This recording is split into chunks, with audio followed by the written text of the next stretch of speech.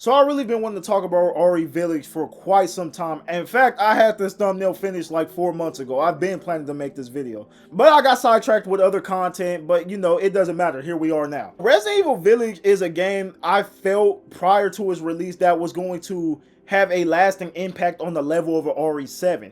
I mean, when the first trailer was released, everybody lost their mind. I shit you not, I played that trailer at least 200 times before the game actually came out. Like, I was obsessed with RE Village. I was talking to my homies about it all the time. I remember when I bought the game out of Best Buy, I was in my car shaking like I was a little ass kid. I was just so excited to get that game in my PS5.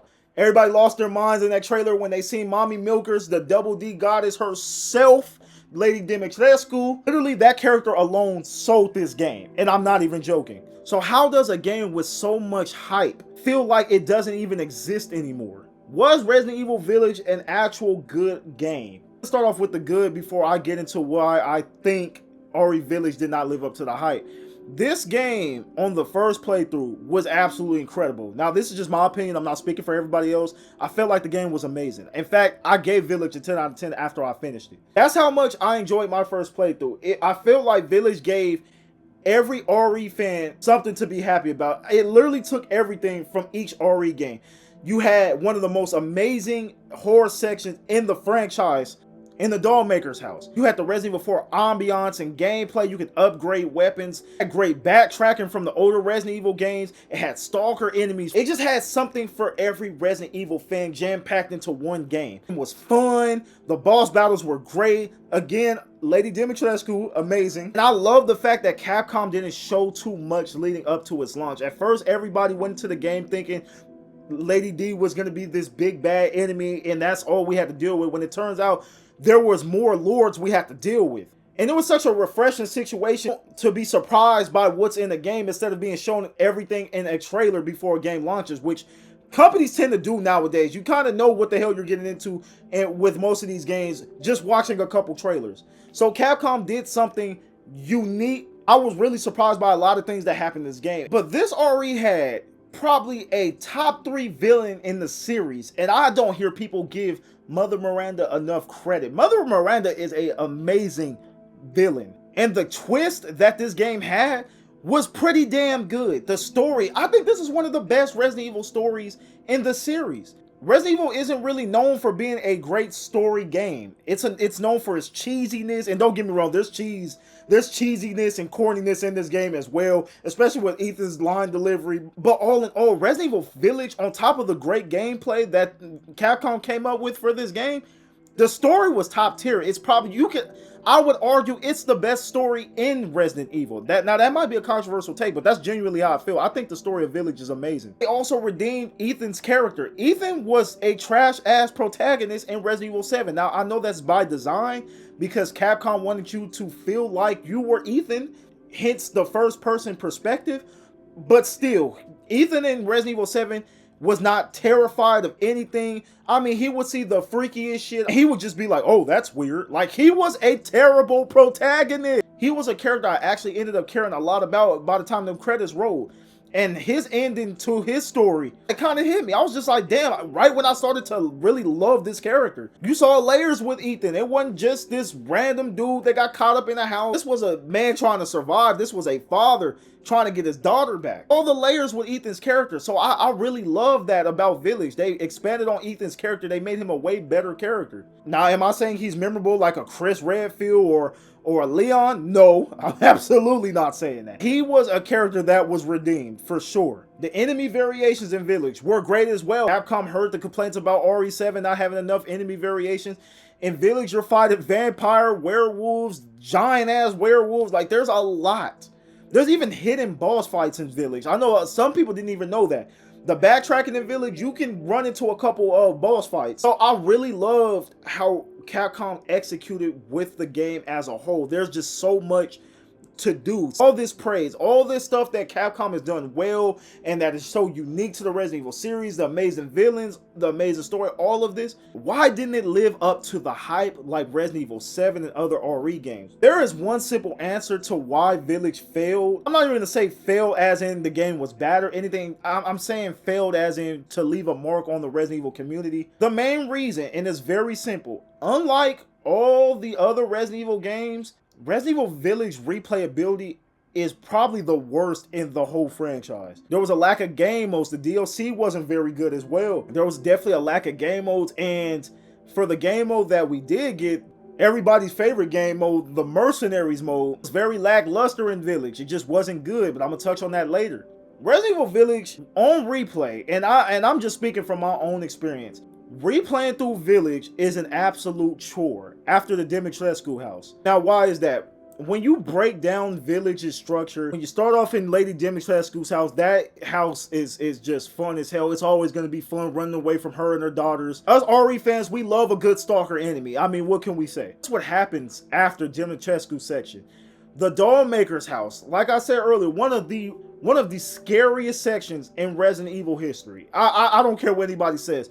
The baby was terrifying, especially when you play with headphones. That was scary as hell. The problem is, when it comes to horror games, if you do not randomize a lot of stuff, you're not going to be scared when you replay the game over and over and over. It kind of becomes a chore. That's what happens with the Dollmaker section. So when you're replaying Village and you get into the dollhouse, when you have to do the puzzle and then you know what's coming, you just like, I kind of just want to get through this shit. I don't want to play it. Then when you have to play hide and seek with the doll, it became a chore. First playthrough, absolutely loved it, but on replay, Capcom didn't do anything to randomize and keep the section fresh, so it became one big chore. Heisenberg section, which I think everybody regards that as the worst section, and probably one of the worst sections in RE period. I think that section is such a drag. That section is horrible. I think that's where I left off in my third playthrough of Village. Resident Evil Village is my least playthrough RE game.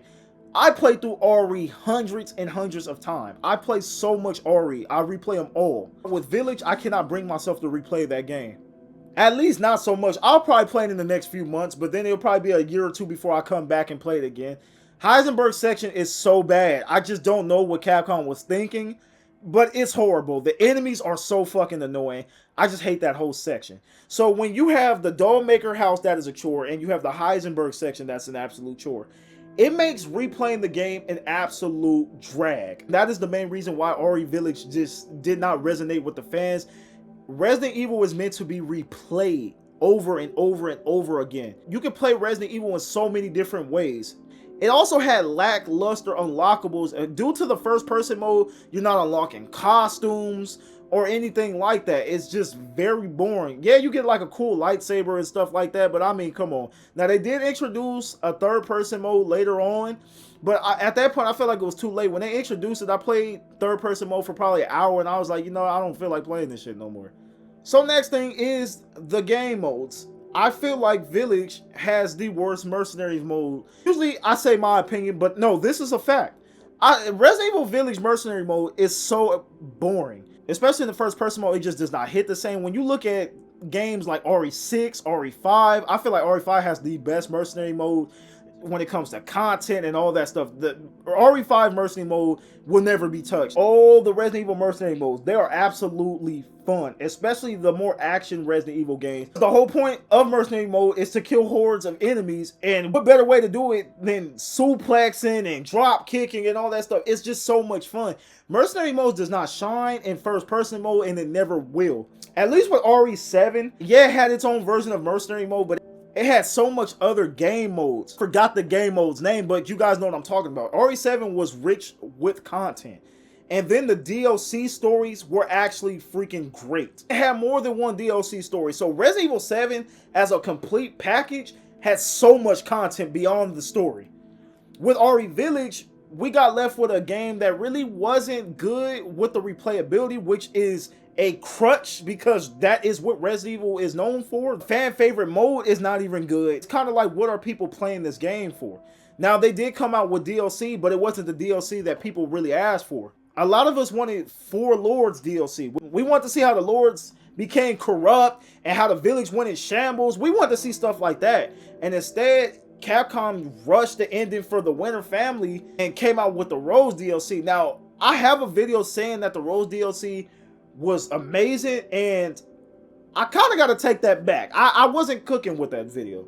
The DLC was very mid in my opinion. And especially when you compare it to RE7's DLC. The RE7's DLC was great, man. Rose DLC, it was just it was okay. I love the final fight.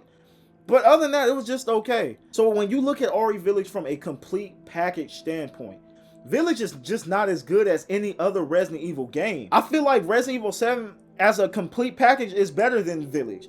Now, on first playthrough, I think Village is better than RE7, but replayability, 7 is way better than Village. Now, of course, this is my opinion.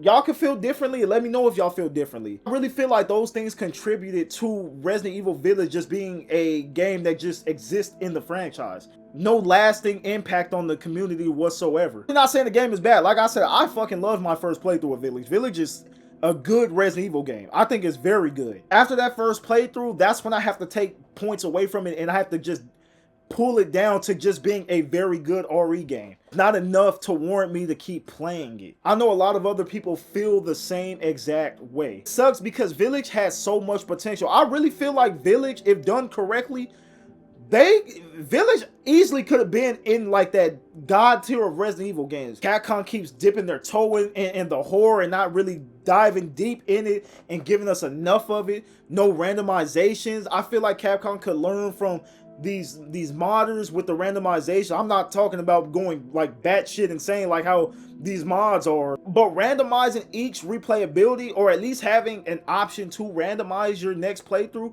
would be a welcoming addition to Resident Evil, and it would definitely make replayability for Resident Evil a lot more fun.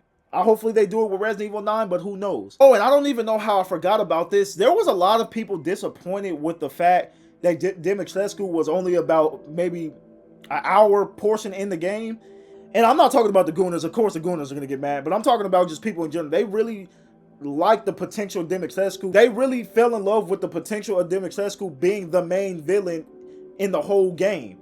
Even though Miranda is a spectacular villain, I really think Miranda is like a top 3, top 2 villain. Of course, I don't think anybody's going to top Albert F. and Wesker. She was up there in my opinion. She was a great freaking villain. That was also a downfall in the game as well. I don't know how I left that out, but that was also a downfall. Y'all let me know how y'all feel about Village. Do y'all feel like I hit some points on the head? Feel like I was a little bit wrong about something? Just let me know how y'all feel. Let's talk about it in the comments. And how do y'all feel about Resident Evil Village? I'm gonna go out and say Resident Evil Village not really living up to the hype and impacting the community like it should have is why Capcom is taking their time with Resident Evil 9 as well. They're gonna make sure this game is not a come and go type of situation. And I guarantee you that game is going to impact the community heavy. That's just really how I feel about Resident Evil Village. It just sucks again, man. It just sucks. The game has so much potential. If you made it to the end of the video, guys, thank you. I appreciate you guys' support so much. If you're new to the channel, make sure you hit that like and subscribe button if you like Resident Evil content and just gaming content as a whole. But can't wait to talk to you guys in the comments, see what y'all feel.